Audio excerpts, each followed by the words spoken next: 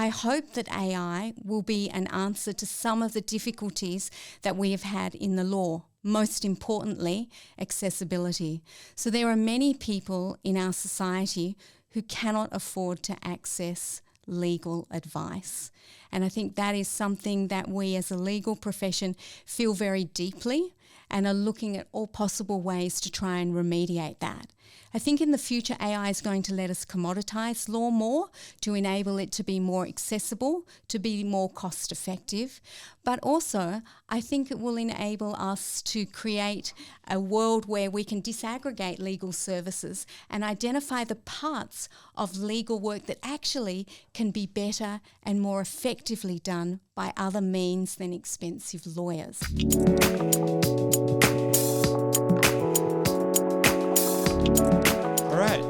Today I would like to welcome Shelley Jane Price, who is a partner with the Sterling and Rose law firm here in Western Australia, where she leads the artificial intelligence practice. SJ has also started lecturing in technology and the law at Murdoch University, also here in Western Australia. So welcome, SJ. Thanks, Alex. Really delighted to be here and geek out about my favourite topic. Yeah, exactly. So when I first met you, SJ, I was sort of blown away because you knew more about artificial intelligence than many, many people that I had met in WA. And I hadn't met anyone from the legal services side of town who really was this engaged in AI as you were. Can you tell us how you became so interested in AI? Sure, Alex. It all started when I saw a YouTube video of IBM's AI Watson winning the game show Jeopardy against the human champions. And at the time, I was totally amazed by the capability. And I thought, wow, we could use something like this in the law. And that's really where it all started. Oh, fantastic. Okay, so we'll talk more about where your interests have taken you, but I'd like to ask you about the course that you're running at Murdoch University that involves AI and technology and the law. You know, what is it? Is this the first of its kind in WA, in Australia even? Tell us all about it. Sure, Alex. So Murdoch University has started with a new course called Reimagining Law, Technology and the Future of Law, because I think there's a really clean recognition that this is the future, not just of law, but frankly of our society. So it's really important that we make sure that people going to university get the skills that they need to fit them for the new world that they're going to come out and start working and practicing in. So this course embraces all sorts of technology, including the use of ChatGPT, not only within the classes themselves, but also in the assessments. And that makes it somewhat of a unique course, at least in law, in Western Australia and possibly Australia as well. Yeah, so we have all been shaken up by ChatGPT and what it means for various industries. Can you imagine the day in the life of a lawyer in, let's say, I was going to say 10 years, but let's bring it forward a bit. Let's say 5 years. What does this day look like, both in the courtroom and in the office? How does it differ from what a lawyer is doing today? Well, Alex, if we could predict what AI is going to do, we could be very wealthy. Yes, and we need to figure out how to do that. But what I would like to say is I'd like to share with you what I hope the law will look like in 5 or 10 years. I hope that AI will be an answer to some of the difficulties that we have had in the law. Most importantly, accessibility. So there are many people in our society who cannot afford to access legal advice. And I think that is something that we as a legal profession feel very deeply and are looking at all possible ways to try and remediate that. I think in the future AI is going to let us commoditise law more to enable it to be more accessible, to be more cost effective. But also I think it will enable us to create a world where we can disaggregate legal services and identify the parts of legal work that actually can be better and more effectively done by other means than expensive lawyers. So that is my hope. I do hope the law will become more accessible and that we'll have more access to social justice for our society. Okay, so you see a future where when you talk about the kind of the splitting up of certain parts of legal services into areas where you might be able to take advice from a chatbot almost is being powered by something like ChatGPT, obviously specialised on the law, you think that there will be much more streamlined services where we won't need to use expensive human lawyers for everything? Is that sort of where you see it And happening? that actually has already started in the law. So a number of the tasks that I had to do as a junior lawyer, which were very boring and tedious. For example, I remember at one point going into a room that was absolutely enormous and it was stacked to the roof with boxes. And we had to actually physically open each box and look and go through each document. We don't have to do that anymore because that is now done digitally by AI. So that part that used to be done by lawyers is now done by technology. And I'm delighted about that and really thrilled for the graduates that are leaving our organisations now because they don't have to do this boring stuff anymore. They get to do the really cool stuff, the stuff that requires judgment and intellect, the things that we all went to law school to do.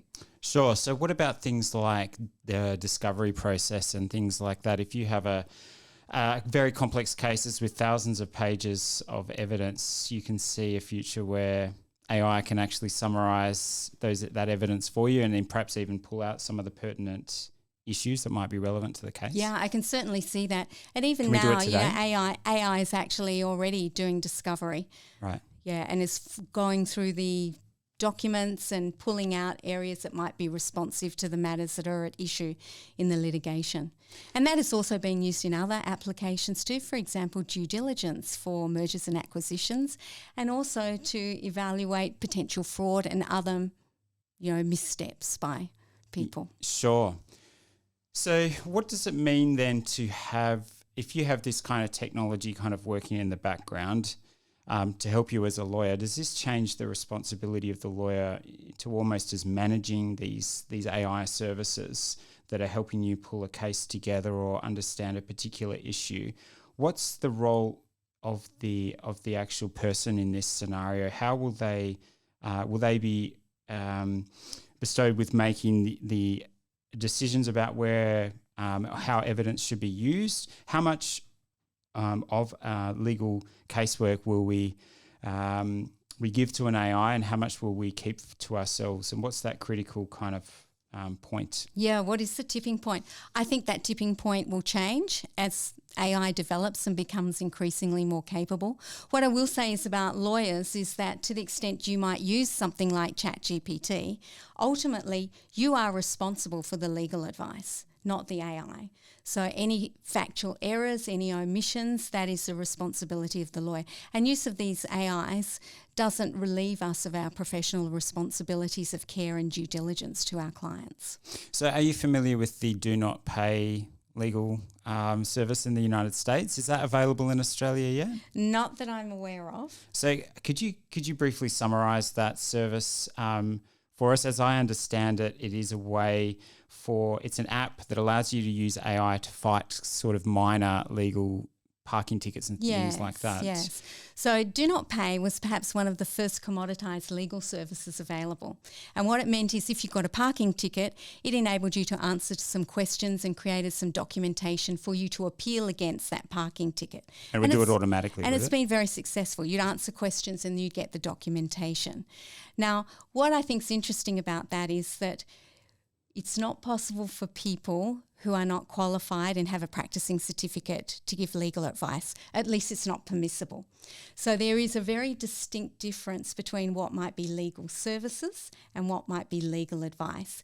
And there is often perhaps not a bright line, and that line is changing a lot. So I would describe Do Not Pay as legal services rather than legal advice. Okay, that's interesting. So I saw that they tried to organise somewhat of a stunt by actually having a situation where they would have a person in court actually using artificial intelligence to defend a particular case, but they got knocked back pretty hard on that. So they were trying to find a legal loophole based on accessibility guidelines and the fact that you were allowed to use Bluetooth headphones, and they were going to have the AI feed the what to say to a person, and the person would just parrot that back.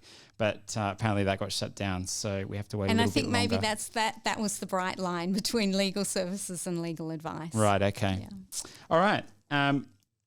So if we look at all of the different areas of the law, what do you think will be disrupted the most, and what do you think will be the most surprising thing that you think AI will change about the law? So I think of these applications like ChatGPT and how great it is at summarizing texts and kind of pulling together information from different sources.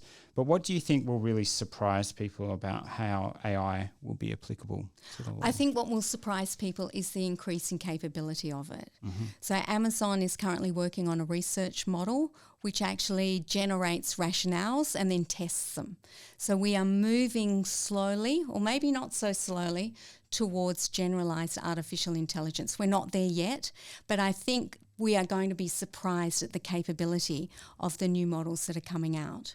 So when you say generate rationales, almost like a hypothesis that Correct. Can then be tested. And then validate them. So that's science, right? That's experimental science. It's quite interesting because an unpeer-reviewed paper on this indicates that actually it scores higher than humans on the Science Q&A benchmark. Wow.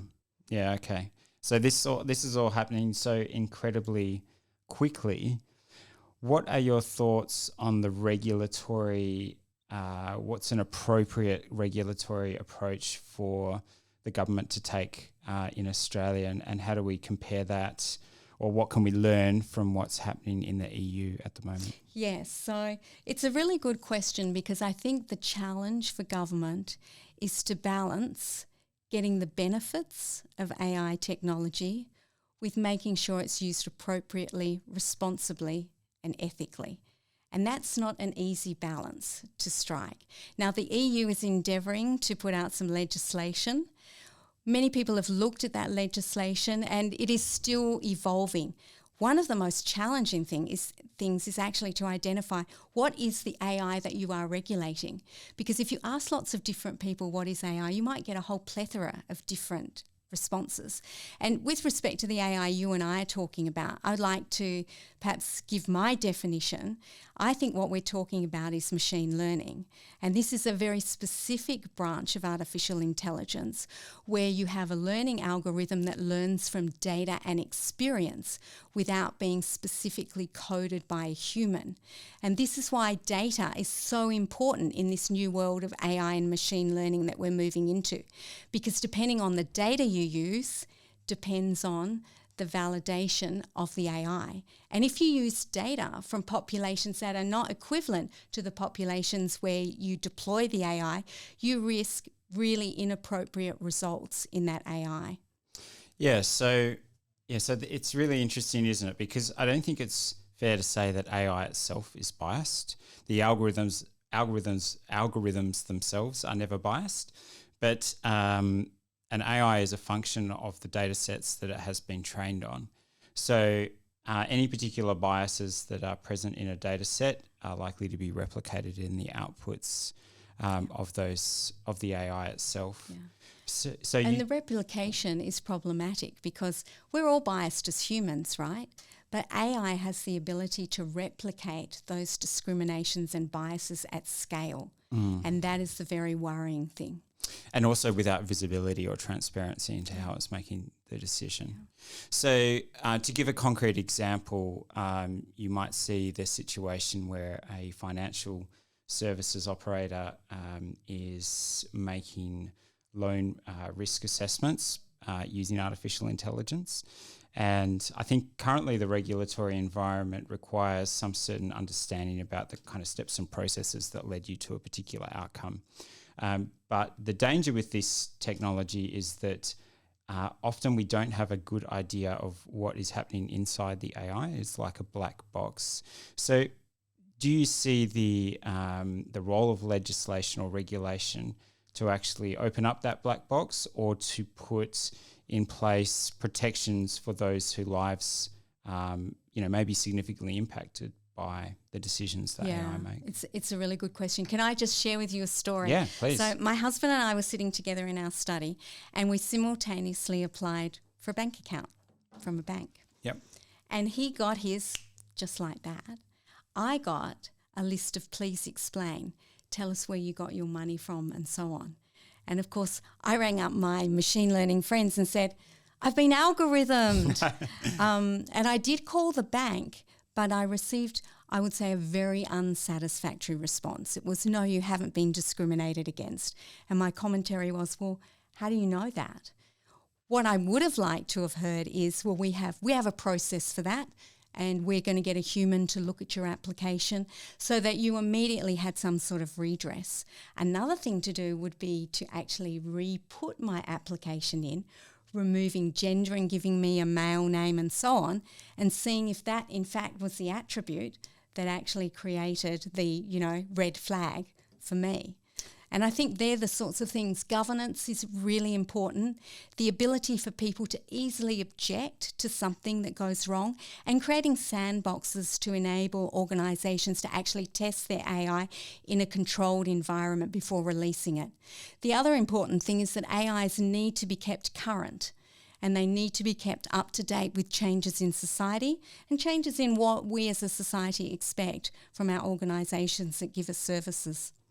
Sure. So that raises another really interesting issue, and maybe one that's more difficult to police, in that if things like ChatGPT have a certain level of ability to be sarcastic or ability to cause harm to people using these language models, you could create outputs that could be used for harmful things, and it's sort of up to society to decide where we draw the line and how we want these entities to behave. And there's a real sliding scale in terms of, well, where do we sit on this? And it might even be aligned with political beliefs. So, we're kind of leaving all of this up to the AI companies to decide for us, what is an appropriate way for the AI to behave. But is it something that should be decided by as a collective, as a people, and through our governments? Yeah, it's a really interesting point. And I think even the head of Facebook felt that it wasn't a role that a corporation should be playing in terms of censoring and deciding what is acceptable speech and what is not. Yeah. These are really difficult questions. What I would say is that I think it's really important as humans that we decide what sort of society we want, and we support things that also support the type of society that we want to create. Yeah. So I think if you look at OpenAI with ChatGPT, they've taken a very conservative approach to what the AI can generate. And I almost wish that there would be a bit more of a disaster around it, because that would drive, I think, this discussion that we need to have a regulatory conversation. But at the moment, they're doing, a pretty reasonable job. But into the future, do we want companies making those decisions for us? And I don't think that is the answer for society in general. I think that's true. I think some of the interesting cases that we're seeing, so one is there is a case against Facebook in the US and also in the United Kingdom, where Rohingya refugees are claiming that Facebook's algorithm prioritised hate speech and was responsible for the genocide against Rohingya people in Myanmar. Now, that's actually being fought on two aspects. One is negligence and one is product liability. So there are some moves afoot to hold corporations responsible for the harm that they may cause. That's an interesting world. Okay, if we can move now to education. So really interested to understand more about the course that you're running at Murdoch. And obviously there's been a lot of discussion around ChatGPT and education and plagiarism.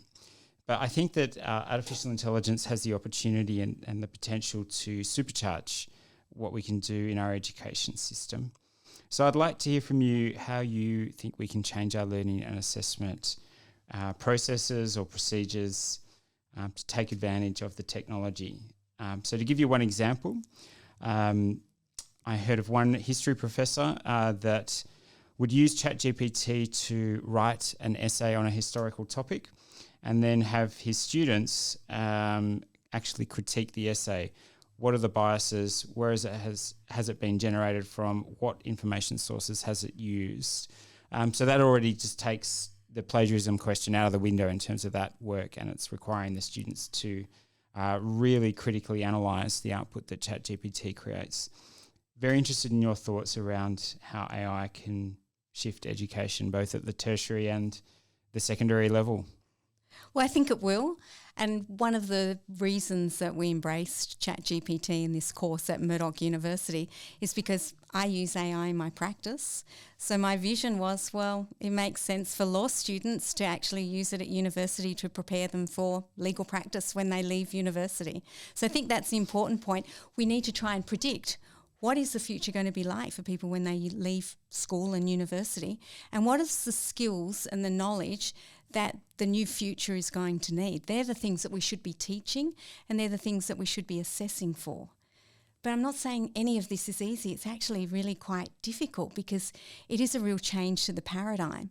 And as you've said, with all the commotion on ChatGPT, a lot of people have been taken by surprise.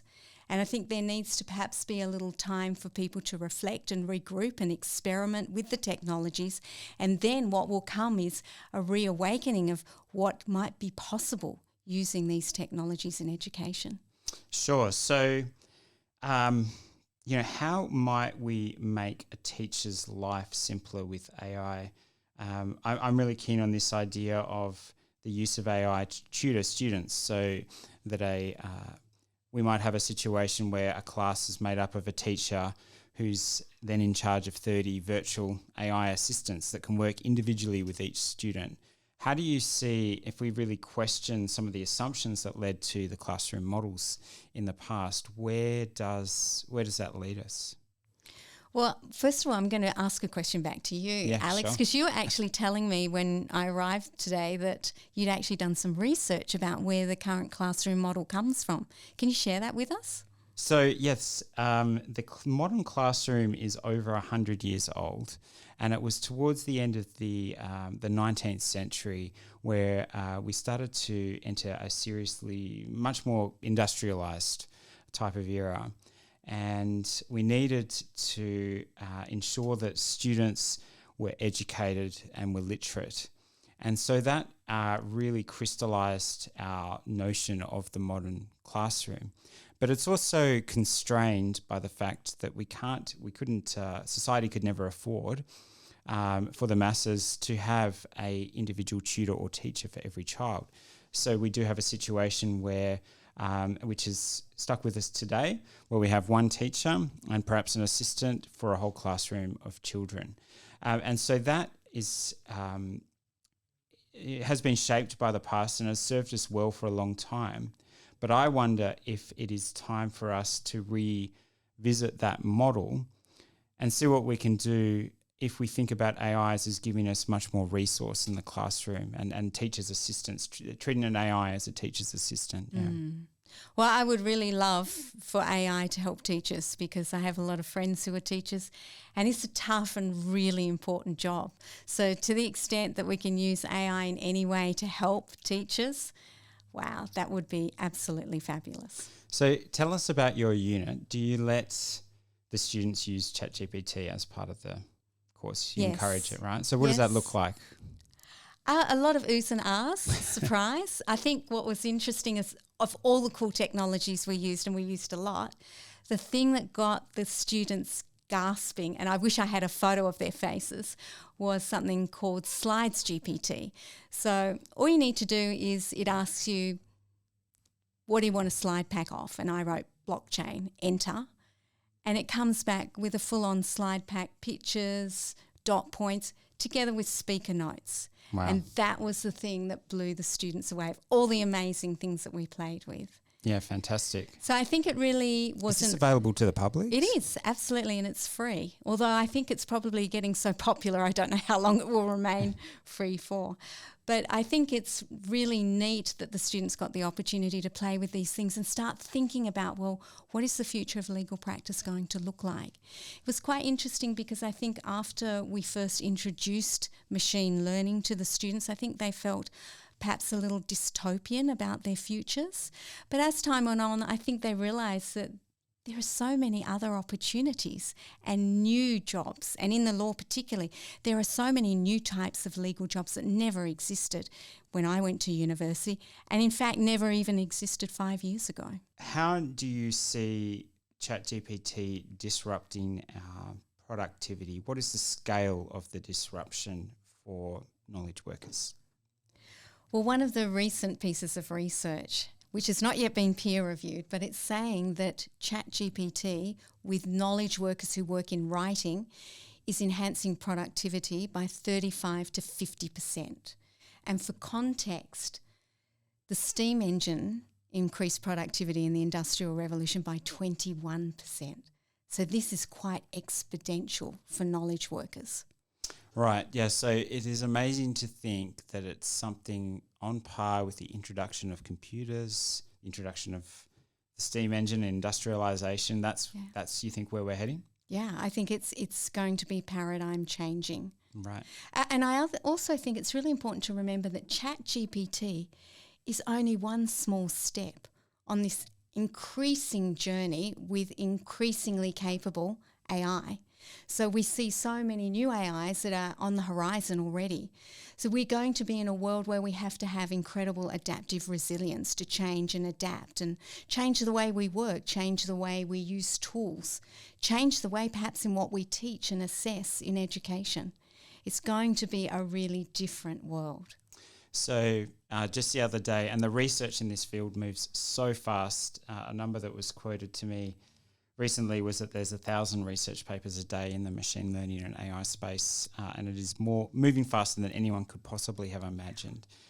There was an AI released called Cosmos 1. I don't think it was released to the public. It was a research paper, and it's what's called a multimodal language model. That's like Amazon's. Oh, yeah, okay. Yeah. So Amazon's research model. Yeah, and this is a fantastic step forward, because it's, if you think of ChatGPT, but a ChatGPT that can also understand images. So it has the capability of working in the text domain as well as the imagery domain. So you can show it pictures and ask it to incorporate what it understands about pictures. Yeah. So we're moving towards a more generalized set of intelligence capabilities from these models. Yeah. And I think what's interesting is that ChatGPT has been criticised for the fact that sometimes it hallucinates and it comes up with very authoritative sounding content, which is actually completely incorrect. Completely made up, yeah. But this is just the start. And this type of models that you're describing are a movement towards something that's becoming more accurate. Yeah, there's a number of different approaches to that hallucination problem. I think one that's quite interesting is a adversarial network that works alongside a model like ChatGPT and just constantly fact checks. But sometimes, of course, you want a model to hallucinate in the same way that you want someone to be creative and think of things that don't necessarily exist or aren't necessarily factual. So that relationship between hallucination and creativity, I think, is something that we don't perhaps necessarily understand yet, but it's a really interesting area. And I'm certain that these models will increase their factuality as they go forward. As you say, we are right at the beginning of things. Yes. I mean, even the model Perplexity does enable you to actually go to the source. So it actually what does that enables mean, you to model go. Perplexity? There is an AI model, a large language model called Perplexity, and that will actually give you information about the source of the content it generates. So this is a step towards really search and curation of information in a way that we've never seen before. Have you tried Bing? I have not tried Bing as yet, but of course Bing's probably, or may well be, GPT-4. Yeah, it is interesting. It does still hallucinate certain things, but it does make some effort to provide sources for the information that it's providing. So what do you see then as kind of the next stage for our tertiary education system? Do we try to put guidelines in place now, or do you think that everything will become redundant in 3 months? Do we kind of wait and see what happens? How do we kind of learn about this technology but also seek to guide its usage in an educational setting? I think that's something that a lot of people are spending a lot of time reflecting on. From my perspective, I think step one is to consult with the stakeholders, and the stakeholders, particularly in academia, are the academics, but also the students as well. And that has been a really interesting conversation that I had with the students in my law course.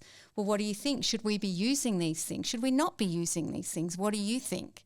And I think part of that is also educating people so they understand what machine learning is, so they understand in a general way what's going on underneath the hood of these AIs. So that's step one. Step two, I think, is developing a philosophy. So if your philosophy is to ban AI, well, these sorts of things like ChatGPT, it's probably important to be open and honest about that. But if you have a different philosophy, if your philosophy is, well, we're learning and maybe we're not going to endorse use just at the moment until we learn something, well, that's a bit of a different and more nuanced philosophy. Or if your philosophy is, hey, we are going to embrace these tools with guardrails and we're going to experiment and use them and pivot and decide how it's best to engage with them. That's another philosophy. And out of that, I think, comes your strategy about how you deal with these things, because ChatGPT is step one. The future is going to be many much more capable AIs. So you can't have a one-size-fits-all. It's not a set and forget. It is going to be a completely iterative process.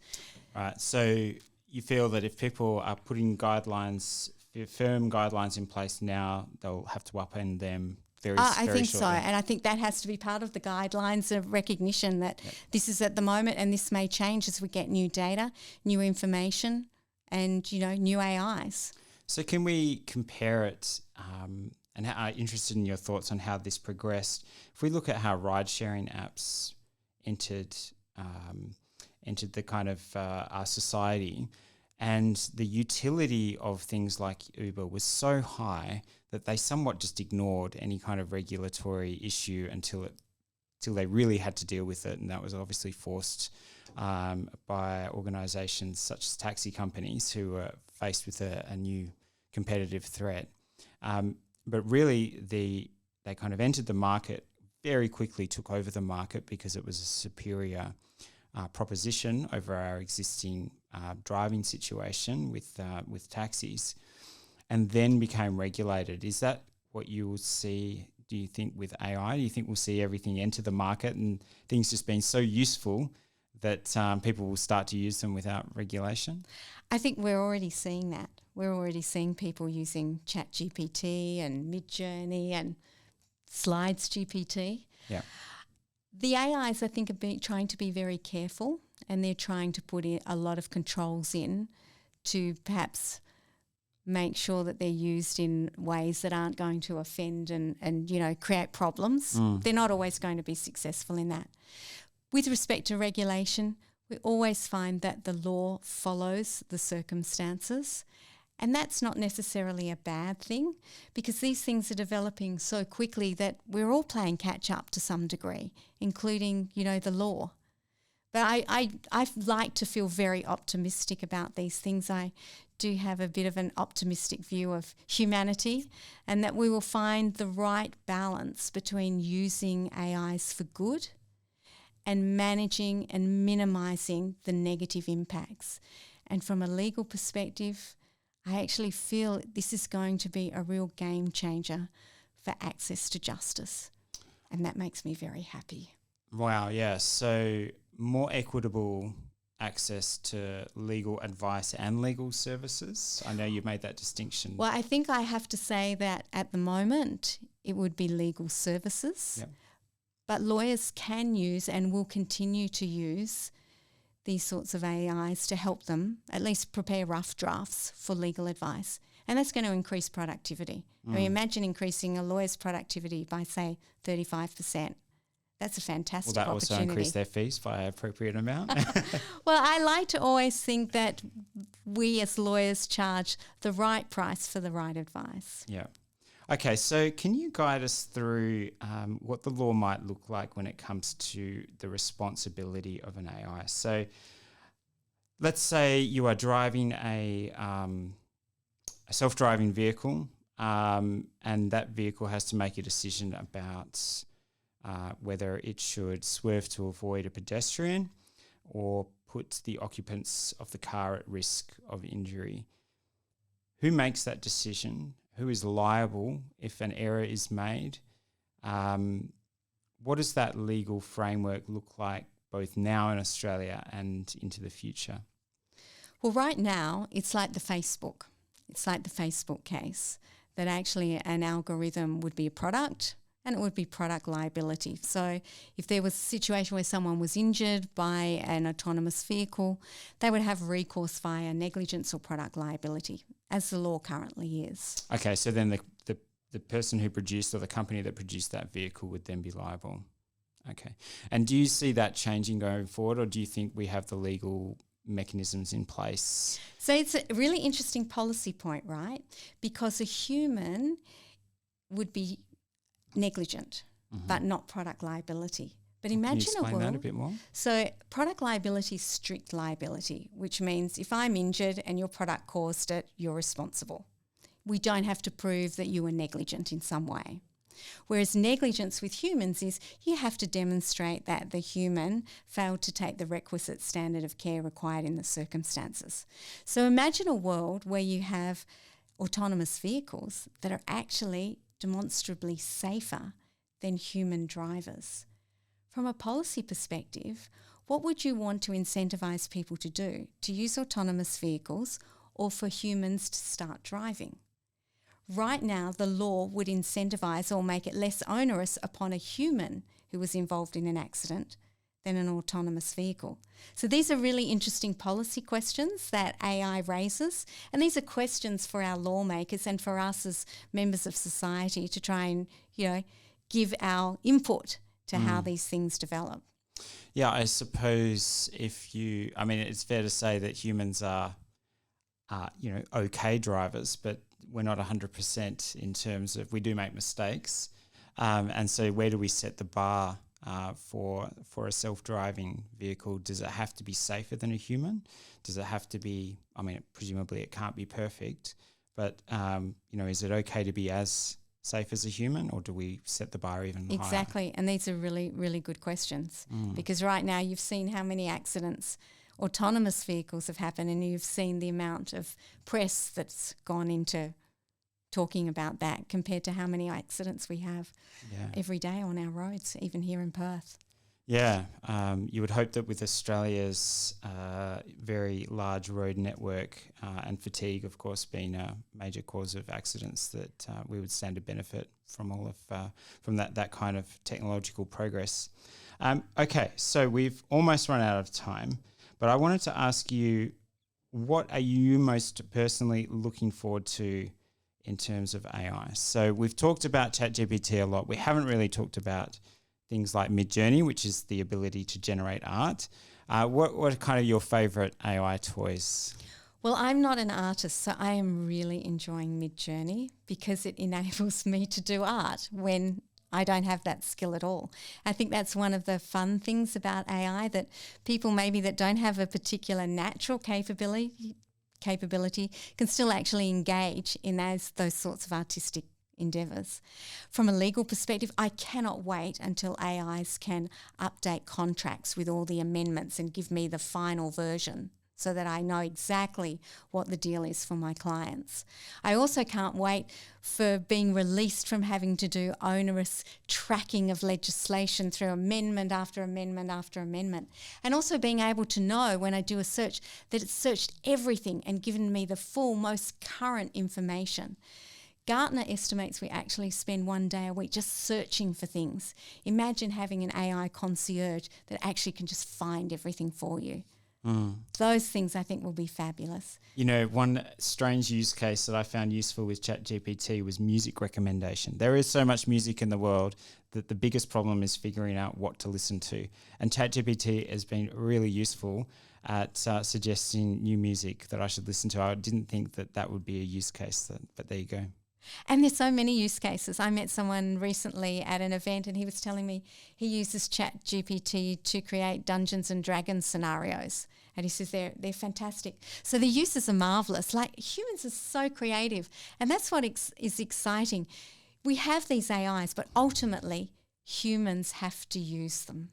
Yeah, so I have a really positive outlook on the job situation. I think that some percentage of jobs will be changed and disrupted and invented, and some will go away. But ultimately, I think that we will use these technologies to make ourselves more productive, and I can't see us really being idle. What are your thoughts on the job situation with AI? Do you think that we will need a universal basic income? Do you see AI replacing humans? I'm interested in your thoughts on this. Well, it depends on your perspective, doesn't it? So there are some people who work because they need the money, and that's most of us. But there's some people who, even if they had a universal income, would still want to work because it gives them joy and purpose in life. So I think we need to look at, well, what are the ways that we would get people to be happy and enjoy their lives if usual employment as we've always known it no longer exists in the way that we know it. Do you think that that's a realistic scenario? I struggle with that, maybe because it is such a different world to where we currently live. But do you think there is the potential that AIs will replace large segments of the employable society? Look, I think it's possible. Do I think what I think is probably, I can't really see it, but there's many things in AI that I haven't seen before. So I always like to think about, well, what if it became that? What would our world look like? And if we come to terms with what that would be, then anything less than that is perhaps a bonus. Yeah, wow. Well, thank you so much, SJ, for talking with us today. It has been very informative as usual, and we look forward to talking to you about this again, maybe in a few months when the whole world has changed again. And it will. Thanks so much, Alex. So much fun to talk to you. Thanks, SJ.